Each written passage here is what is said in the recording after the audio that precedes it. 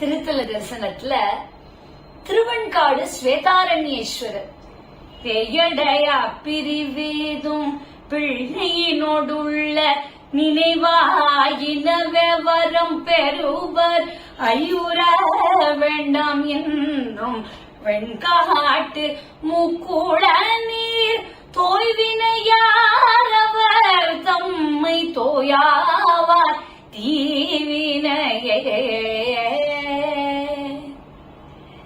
காசிக்கு சமமா திகழக்கூடிய 6 ஸ்தலங்கள்ல திருவெண்காடும் ஒன்று. இன்றைய தினம் பார்க்க போறோம். சக்தி பீடங்கள்ல 108, அதுல இந்த ஸ்தலமும் ஒண்ணு. நவகிரகங்கள்ல புதன் வழிபட்ட ஸ்தலம். இந்த தலத்துல புதனுக்கு தனி சந்நிதியே இருக்கு. சிவபெருமானுடைய 64 மூர்த்தி பேதங்கள்ல ஒன்றாகிய ஸ்ரீ அகோரமூர்த்தியை இந்த ஸ்தலத்துல மட்டுமே நம்ம தரிசனம் பண்ண முடியும். இந்த திருக்கோவில்ல ஸ்வேதாரண்யேஸ்வரர், ஸ்ரீ நடராஜர், அகோரமூர்த்தின்னு 3 சிவமூர்த்தங்கள் அமைஞ்சிருக்க. இந்த தலத்துல அக்னி தீர்த்தம், சூரிய தீர்த்தம், சந்திர தீர்த்தம் 3 தீர்த்தங்கள் இருக்கு. சிவபெருமான் உமாதேவியினுடைய வேண்டுகோளுக்கு இணங்க திருவெண்காட்டுல எழுந்தருள்றார்.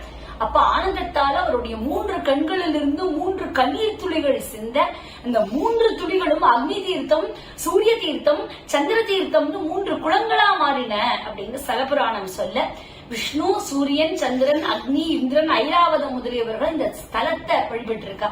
திருஞான சம்பந்தர், திருநாவுக்கரசர், சுந்தரர், மாணிக்கவாசகர் முதலிய 4வராலும் பாடல் பெற்ற திருத்தலம். 11ஆம் திருமுறையை பாடின பட்டினத்தார் சிவதீட்சை பெற்ற ஸ்தலம் இது. 12 சூத்திரங்களை கொண்ட சிவஞான போதம்ங்கிற சைவ சித்தாந்த முழு நூல் எழுதின மெய்கண்டார் அவதாரம் பண்ண கஷேத்திரம் எதுன்னு பார்த்தா இந்த கஷேத்திரம் திருவெண்காடுதான்.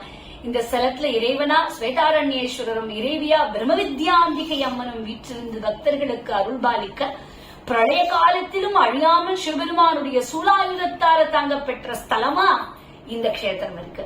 வியாச முனிவருடைய ஸ்காந்த மகா புராணம், அருணாச்சல புராணத்துல இந்த கஷேத்திரத்தினுடைய சிறப்பு நிறைய சொல்லப்பட்டிருக்கு.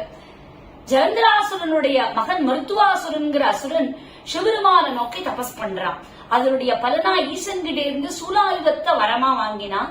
இதை எடுத்து தேவர்களுக்கும் முனிவர்களுக்கும் கொடுமைகள்லாம் பண்றான். தேவர்கள் சிவபெருமானிடத்துல சென்று முறையிட உடனே சிவபெருமான் தன்னுடைய வாகனமான நந்திய மருத்துவாசுரனிடத்துல அனுப்புறார். இதுதான் சரித்திரம். மாசி மாசம் இந்திர விழா 10 நாட்கள் நடக்கும். 5வது நாள் விழாவில் அகோரமூர்த்தி அசுரனை சமஹாரம் பண்ண புறப்படக்கூடிய நிகழ்ச்சி கண்கொள்ளா காட்சி. கார்த்திகை மாசம் 10,008 சங்காபிஷேகமும், வருஷத்துல நடராஜருக்கு 6 அபிஷேகமும் உண்டு. இங்குள்ள ருத்ரபாதத்துல பூஜை பண்ணா 21 தலைமுறையினர் செய்த பாவம் போர்தா ஐதீகம். சௌபாகிய துர்கை, ஸ்வேத மகாகாளி, ஸ்வேதவன பெருமாள் ஆகியோருக்கு தனித்தனி சந்நிதிகள் இருக்கு. 28 பிள்ளையார், ஒரு பிள்ளையார் இல்ல, 2 பிள்ளையார் இல்ல. அகோரமூர்த்தி திருவதாரம் மாசி மாதம் தேய்பிறை பிரதமை பூர நட்சத்திரத்துல ஞாயிற்றுக்கிழமை நள்ளிரவு 12 மணிக்கு நடக்கும். கரிய திருமேனியோட செவ்வாடை உடுத்தி இடது காலை முன்வைத்து வலது கால் கட்டை விரலையும் அடுத்த விரலை ஊன்றி நடை கோலமா காட்சி கொடுத்தார். மருத்துவாசுரன் சிவபெருமானிடமிருந்து வரமாக பெற்ற சூலாயுதத்தால நந்திய தாக்கறான். 9 இடங்கள்ல காயப்படுத்தினான். இன்றளவும் இந்த ஆலயத்துல உள்ள நந்தியினுடைய உடல்ல இந்த காயங்களை நம்ம பார்க்க முடியும். நந்தி காயம் அடைஞ்சதை பார்த்த சிவபெருமான் சினம் கொண்டார். அவருடைய சினம் அவர் அகோரமூர்த்தியா உருவெடுக்க பண்ணித்து. 8 கரங்களும் அதுல 7 ஆயுதங்களும் தாங்கி கம்பீர போர்க்கோலத்தோட தோன்றினார். மேலும் கைகள்ல மணி, கேடயம், கத்தி, வேதாளம், முடுக்கை, கபாலம், திரிசூலம் ஆயுதங்களோட கோடை பற்களோட 14 பாம்புகளை தன்மேல் உடுத்தி மணிமாலை அணிந்து அஷ்ட பைரவர்களுடன் 8 பைரவர்களோடையும் புன்னகை முகத்துடன் தன்னுடைய 5 முகங்கள்ல ஒன்றான அகோர முகத்தோட இருக்க. அதனால அவருக்கு அகோரமூர்த்தி அப்படின்னு பேர். இவருடைய தோற்றத்தை பார்த்த உடனே மருத்துவாசுரன் அகோரமூர்த்தியினுடைய திருவடிகள்ல டபால்னு சரண்டர் ஆயிட்டான், சரணடைஞ்சான். தொடர்ந்து மருத்துவாசுரன் அகோரமூர்த்தி கிட்ட கேட்கறான், உங்களை வழிபடுறதுக்கு பக்தர்களுக்கு நவகிரக தோஷம், பித்ரு தோஷம், யமபயம் போக்கி வாழ்வுல எல்லா செல்வங்களும் நீங்க கொடுக்கணும்னு கேட்க அவன் வேண்டிய வரத்தை அகோரமூர்த்தி கொடுக்கிறார். இப்படி பல்வேறு சிறப்புகளை பெற்ற அகோரமூர்த்திக்கு ஞாயிற்றுக்கிழமை தோறும் இரவு அகோர பூஜையும், மாசந்தோறும் பூர நட்சத்திரத்துல அகோரமூர்த்தி பூஜையும் நடக்கும்.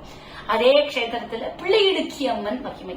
திருஞான சம்பந்தர் இந்த கஷேத்திரத்துக்கு வந்த போது இந்த ஸ்தலத்துல தரமுழுக்க சிவலிங்கங்களா காட்சி கொடுத்தது.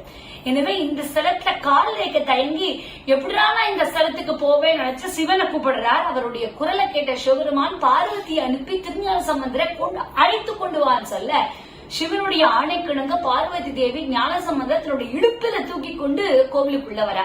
அதனால பிள்ளை இடுக்கி அம்மன் அப்படிங்கிற திருநாமம். இந்த அம்மன் தனிச்சன்னதியில வீற்றிருந்து பக்தர்களுக்கு அருளாசி புரிகிறார். அக்னி தீர்த்தம், சூரிய தீர்த்தம், சந்திர தீர்த்தம் ஆகிய 3 தீர்த்தங்கள்ல நீராடி இந்த அம்மனுக்கு சந்நிதியில விளக்கேற்றி வழிபட்டால் குழந்தை பேரினை நல்குவாள் அப்படிங்கிறது புராணத்தினுடைய ஸ்தல புராண மேன்மை சொல்கிறது. அவசியமாக தரிசனம் பண்ணுவோம் ஸ்வேதாரண்யேஸ்வரரும் இந்த பிரம்ம வித்யா அம்பிகையும்.